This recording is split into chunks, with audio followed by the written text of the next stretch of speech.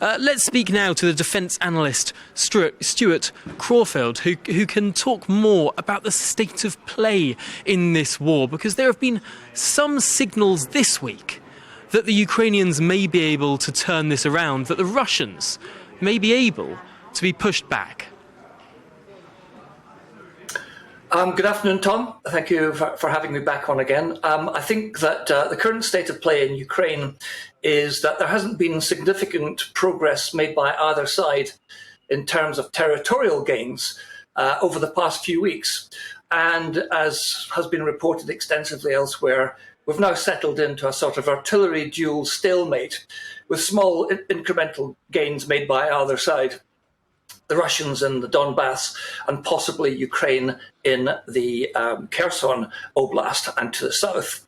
One of the interesting aspects of what's going on now is the ability for the Ukrainians seemingly to be able to strike deep into the Russian rear areas almost at will.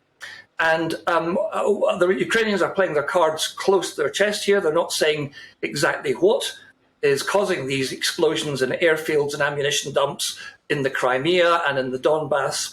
But I reckon it's a combination of partisan guerrilla warfare, the HIMARS missile, the Arctic missiles, GPS-targeted shells, and also some accidents perhaps happening elsewhere.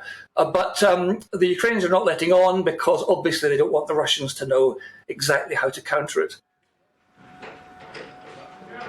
It's very, very interesting to see these new weapon deliveries that came on stream in the last few weeks and months, particularly these long-range weapons being supplied by the Americans. Could they be what's making the difference here, what's making the Ukrainians feel more confident in Kherson, that's making them feel more confident, indeed, in getting right back at the Russians inside Crimea?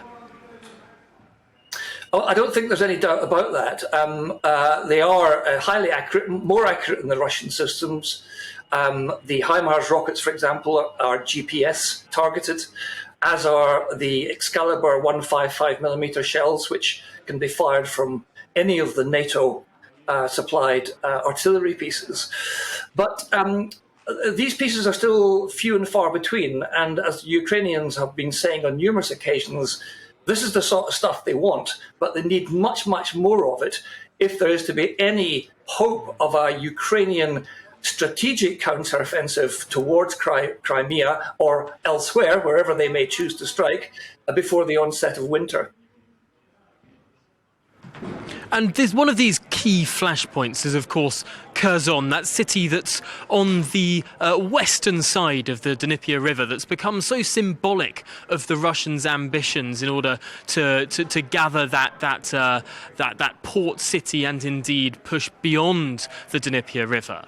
Is it your view, as a defence analyst, that the tide could turn in Kherson, that the Ukrainians could push the Russians back to the east of the river? I think that's a distinct possibility. You will know from coverage elsewhere that the Ukrainians have been targeting the bridge crossings across the Dnieper River, with obviously Kherson, the city, on the western side, and the bulk of Russian forces on the eastern side.